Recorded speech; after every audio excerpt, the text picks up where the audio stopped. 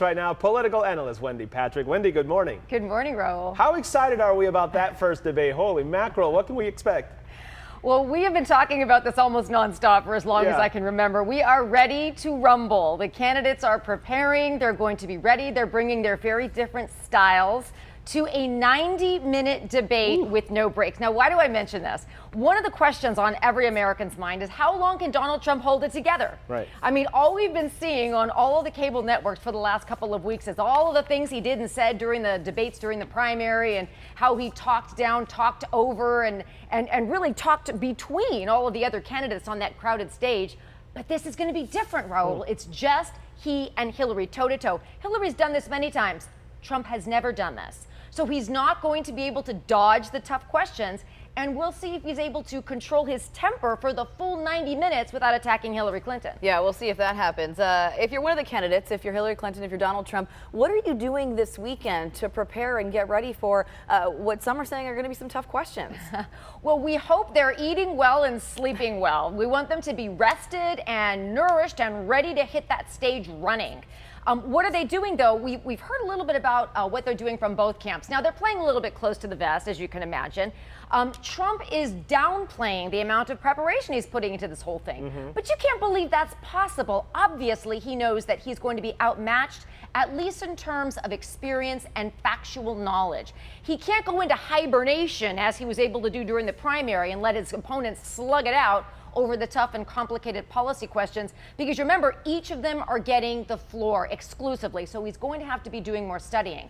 Hillary has been very forthcoming and more transparent with her debate prep. She has a team of psychologists. She has somebody playing Donald Trump. We don't know who it is. She won't tell us who it is. And actually, it's hard to have somebody play that sparring partner, because with Trump, you expect the unexpected. But to the extent she's been able to review the primary debate, she wants to see what sets him off, because that would be a way that she could really get under his skin and make him lose it earlier in the 90 minutes than later. And with all the preparations that go into these debates, the current event or whatever happened in the week before, the 2 week before, in the news cycle, always makes it to the debate stage. Now, the shooting in Tulsa, the shooting in Charlotte, that is front and center. How will this be addressed on the debate stage with two people who want to be president at a time that is so difficult for the nation right now?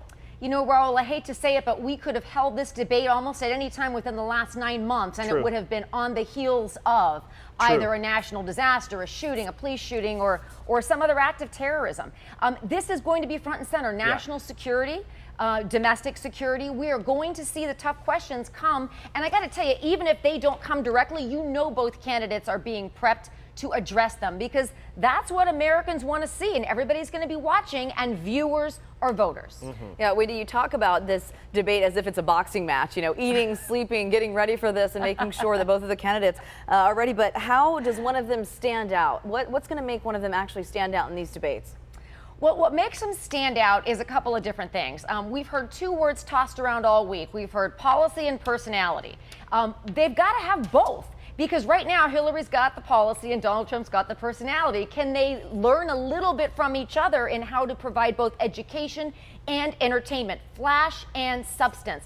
They've got to have both. And one of the things that people are going to be looking for is, can they explain how they're going to be a better president in terms that the American people can understand? Because as we know, when it goes too far into the weeds policy-wise, it goes right over people's heads. I mean, they don't understand a lot of the really the dynamics and the technicalities, but they do understand some of the things that Trump has said that's resonated: make America safe.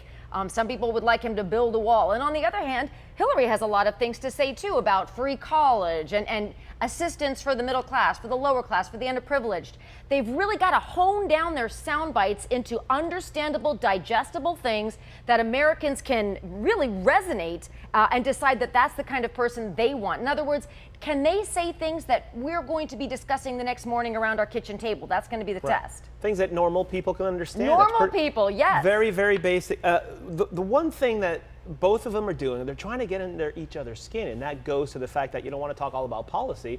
What are they going to do to get under one another's skin?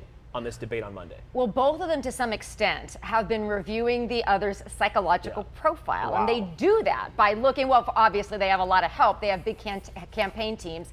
And like I said, Beryl, I think Donald Trump is preparing more than he's admitting that he is. But they're looking at past footage, because it's one thing to be completely prepared. You got your sound bites memorized. And then when you're in the heat of the moment, especially if it's unfamiliar, as it will be for Donald Trump, you might resort back to what you're comfortable with. And for him, it's off the cuff speaking, which has gotten him to an endless amount of trouble in the primary. Now, it didn't hurt him in the long run, and he's banking on a little bit of that. But both of them are the reason they do these role plays in the weeks and even months leading up into the debates, is so that when they do get in the moment, when they are in the hot seat, when they are a little bit off their game, they're able to default to really tried and true sound bites that they know are going to work for the American people. That's why they're both putting so much time into preparing for Monday night. Well, yeah, and Donald Trump is a television producer by nature, so for him to have this kind of TV time, we'll definitely be interested to see what he does with it. Exactly. There were a lot of low blows when we saw the earlier debates, when there were so many candidates up on that stage. What are we expecting to see on Monday? Are they really going to be those low blows, just getting at each other? We hope not. And both candidates independently have been interviewed and have claimed that that's not their goal. Their goal is not to hit below the belt. We can't seem to get out of this boxing ring analogy because it just seems to work with this. But both of them are also saying, they're not going to stay on the ropes. They're going to go after each other if and when they're attacked. Now, that is why I bring up again this 90 minutes without a break. How long can each of them go without really punching? They're going to punch, they're going to counterpunch, but is it going to be unfair? Is it going to resort to name calling? And you remember Donald Trump a couple of days ago was crowdsourcing his base, asking, well, gosh, should I call her Crooked Hillary? What should I say?